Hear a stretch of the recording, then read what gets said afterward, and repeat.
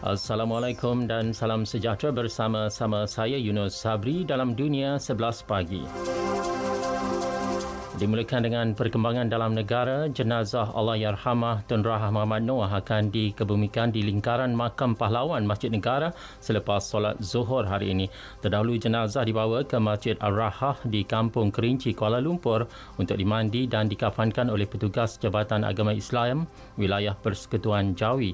Orang ramai boleh memberi penghormatan terakhir sehingga pukul 1 tengah hari.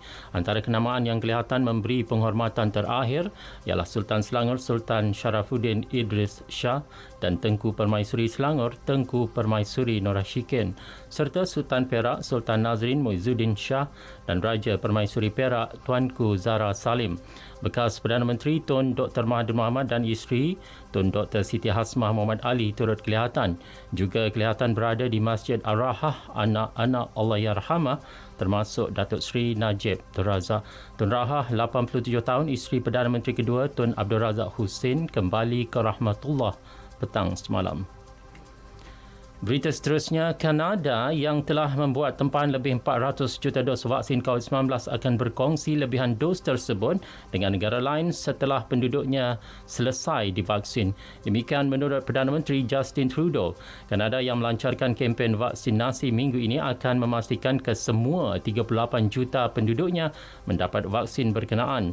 Bulan depan, negara itu akan menerima 125,000 dos vaksin Pfizer setiap minggu yang keseluruhannya berjumlah kira-kira 500,000 dos untuk bulan berkenaan.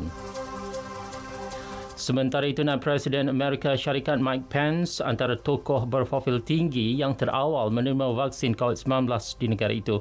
Pence, 61 tahun, bersama isterinya Karen menerima suntikan vaksin Pfizer BioNTech. Beliau bersetuju untuk muncul secara langsung di televisyen ketika suntikan diberikan dalam usaha meningkatkan keyakinan terhadap keselamatan vaksin berkenaan. Sebanyak 20 juta dos vaksin COVID-19 dijangka diedarkan ke seluruh Amerika sebelum akhir tahun ini, manakala ratusan juta lagi akan diagihkan pada separuh pertama 2021. Afrika Selatan mengesan varian baharu COVID-19. Varian tersebut dipercayai telah mencetuskan gelombang kedua penularan wabak yang menjangkiti golongan muda. Menteri Kesihatan Zwelini Khizai memaklumkan mutasi baru dikenali sebagai 501V2 itu ditemukan oleh pasukan penyelidik. Maklumat mengenainya telah dihantar kepada Pertubuhan Kesihatan Sedunia WHO. Jumlah kematian akibat COVID-19 di Perancis mencecah 60,000. Menurut Agensi Kesihatan Awam, sebanyak 60,229 kematian dicatatkan di negara itu sejak pandemik bermula setahun lalu. Pakar epidemiologi agensi berkenaan, Sopivax, menyuarakan kebimbangan mengenai peningkatan mendadak kes positif menjelang cuti sambutan Krismas dan Tahun Baharu. Ketika ini, kes jangkitan telah pun menunjukkan tren peningkatan. Austria akan menguatkuasakan Perintah Kawalan Pergerakan buat kali ketiga dari 26 Disember hingga 24 Januari tahun depan. Chancellernya Sebastian Kurz berkata perintah itu dilaksanakan sebagai usaha mengurangkan kadar jangkitan COVID-19. Bagaimanapun, individu yang terlibat dalam program saringan besar-besaran dari 15 hingga 17 Januari dibenarkan bergerak bebas. Beliau berharap hotel dan pusat keberadaan akan memeriksa hasil ujian COVID-19 semasa ketibaan pelanggan.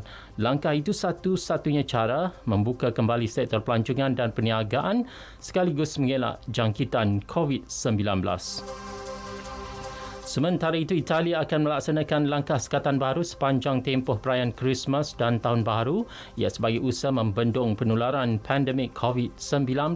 Perkara itu dimaklumkan Perdana Menterinya Giuseppe Conte. Bawah langkah baru berkenaan, kedai, bar dan restoran akan ditutup. Manakala perjalanan merentas wilayah dilarang, had perjalanan keluar rumah bagi tujuan yang dibenarkan pula adalah sekali sehari bagi setiap isi rumah.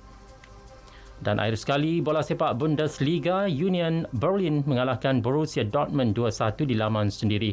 Berikutan kemenangan itu, kedudukan Berlin melonjak ke tangga kelima dengan mengumpul 21 mata, manakala Dortmund kekal di tangga keempat dengan 22 mata.